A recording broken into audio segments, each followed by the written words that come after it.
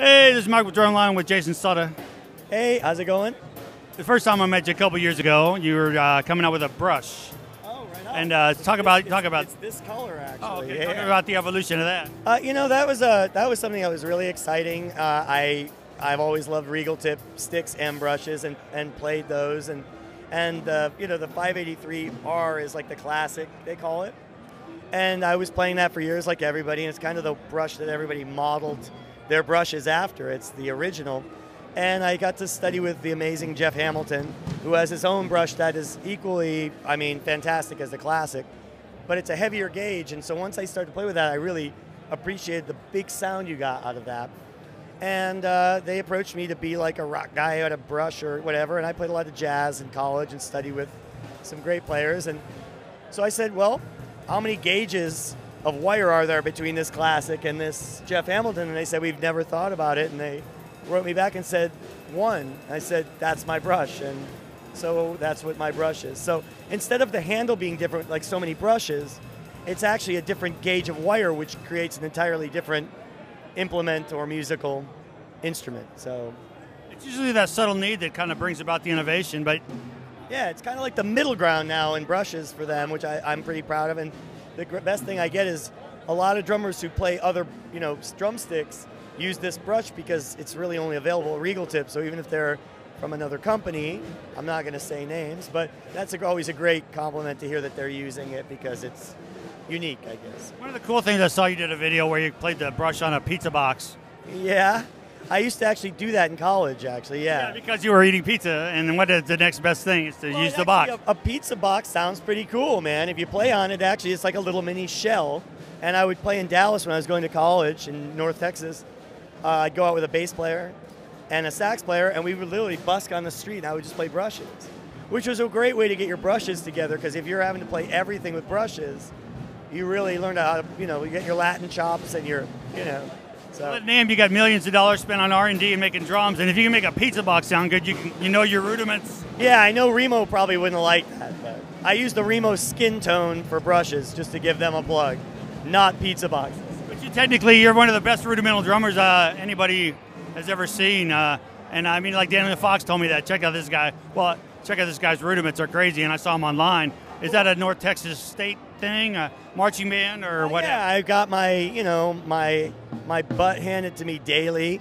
You know, I marched in a line with Jim Riley from the Rascal Flatts. Keith Carlock was playing snare drum from Steely Dan.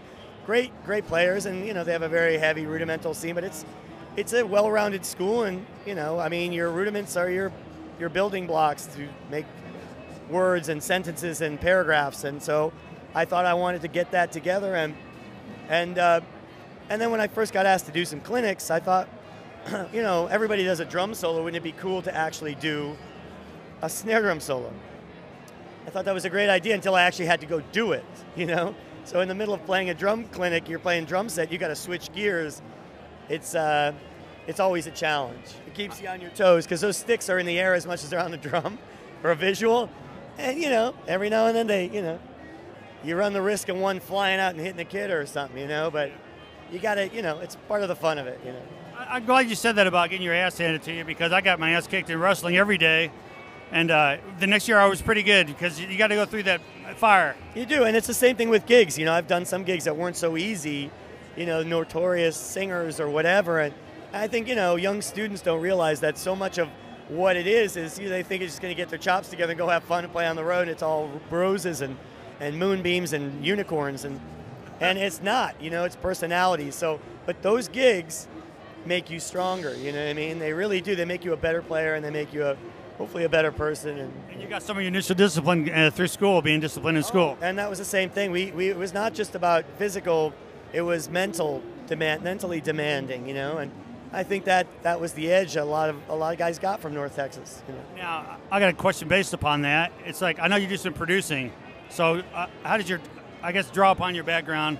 Why are some drummers are really good producers? Well, I think, you know, drummers in general, really, that's a great question. Drummers, I think, you know, are there, you compartmentalize. You are, you know, it's your job to be the traffic cop and control the dynamics if you're a good drummer.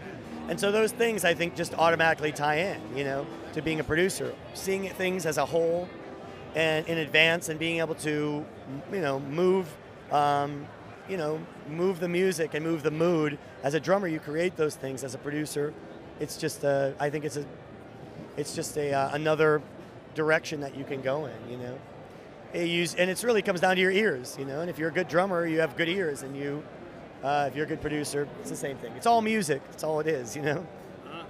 Well, what else do you do? I know you're doing Smash Mouth still. Yeah, I've been doing and, Smash what Mouth. other projects? I actually just got. I'm really pleased to have played with a really fantastic Japanese guitarist named Matsumoto, who's it's a solo record he did, but he always plays with great drummers and great musicians, and everybody in the session was A-list, and he's a fantastic. Check out Matsumoto, amazing on YouTube guitarist who's just legendary in Japan and over here. And I got asked to do the tour, and so I'm going to live in Japan in April. And I've always wanted to live in Japan. I've been able to tour over there, and I love it so much, the people and the culture. And so I'm going to be there for almost 5 weeks, and I get to play the Budokan, which is one of those, you know, being a Cheap Trick Bunny Carlos fan, you know, getting to check that off the list. And get to live over there and really experience the culture, which is so vastly different. So it's part of the fun of doing what we do is get to go experience that. So, and with such a great artist, I'm really looking forward to it. Do you speak any Japanese or? Watashi wa Jason desu.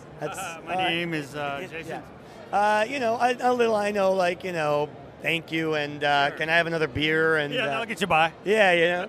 But I really love the culture, and so I plan on doing a little studying up before I get to go over there. So. I did some silly interviews, and with you, I always want to kind of do like the serious interview because you got the technical background, so I don't want to always be serious with you. So I got a question for you. Yeah.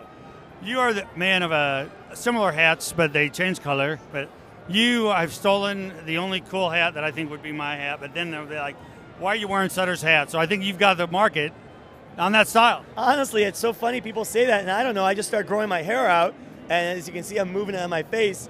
I just started wearing hats because to play in, you know, it's just kind of another way of keeping it out of your face. So really, it's just a matter of necessity. Yeah. So this is a Stetson. It's this is the Racine actually, and I basically ended up I met at an art show down in Dallas. I met this great guy named Matt Deckard who works for Stetson. He's kind of hipping it up, you know, and we hit it off. And I had always discussed how I love I'm a big fan of the Native American, you know, culture and the chiefs and the history. And I always loved how the chiefs wore their hats. Oh, I get it. Okay, sure. And so from Sitting Bull to Rain in the Face to, you know, all these wonderful, you know, the adaptation of the hats in their culture and how they wore them. And so I mentioned that, and we ended up designing a couple of hats together, which is really cool.